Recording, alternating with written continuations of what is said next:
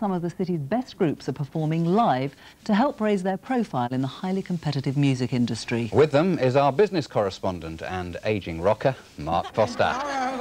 Was that the kettle I heard talking there, Nick? Well, the bands are just getting ready to do one of their final numbers here at the Fiddle and Bone, which is playing host to some of the artists who will appear on this promotional CD. And this is going to be sent to the movers and shakers of the music world. At Pebble Mill, Shanksy mixed their track that will appear with 17 other acts on the CD produced by Mask, a publicly funded company set up to promote city artists. There's lots of ways of selling bands, but what we really need in this town is for just what we've got to be just projected further than it is. I mean, that's just simply just a case of like showing it to more people, because we know the quality's there.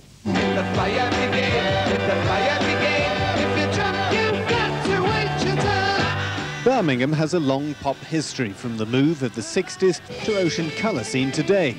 But the British phonographic industry estimates it takes £500,000 to produce a hit single, well beyond bands without major recording contracts. A lot of the people on this programme wouldn't get a deal, you know, in the scheme of things, the way it goes now. And a lot of them have been around for a long time. But the man who penned some of 10cc's biggest hits in concert in Birmingham says it's the material that matters most. However good or bad the musicianship is, if the song doesn't have it, then you've got no chance. So I think it's the most important thing is to make sure there's a good songwriting team or a good songwriter within the band. 10 years ago, 25% of records sold worldwide had a UK content. That's shrunk to 20% at a time when record sales stand at £25 billion a year. Mask wants to arrest that decline and make sure the drum beat goes on. Well, I've been joined by Phil Savage from Mask Productions and one of the legendary figures of the Birmingham pop scene, Roy Wood. Phil, I know it's well-intentioned this, but is it really going to help the musicians?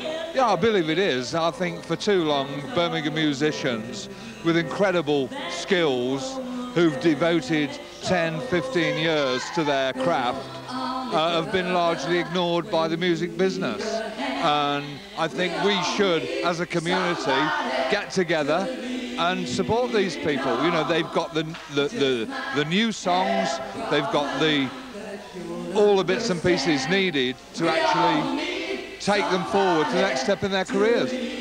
Well, Roy Wood, we saw just a glimpse of you in the report there from 1967, so a long history. Is an initiative like this enough, or do you really need that individual spark? Well, of course, but I mean, there's always been good music in Birmingham, and this is a fantastic outlet for new talent. And of course, there are people around that have been treading the boards for years, like Trevor Burton and Curtis Little, and you know, bands like that. That really, without this sort of exposure, they're just going to be stuck in a rut, and they can't really move on and expand. You know, this is going to be a fantastic thing all round. Gentlemen both, thanks very much indeed. And we're going to leave the Fiddle and Bone with a bit of the music. That you understand, we all need somebody to lean on. If there is a door you have met that you can't carry,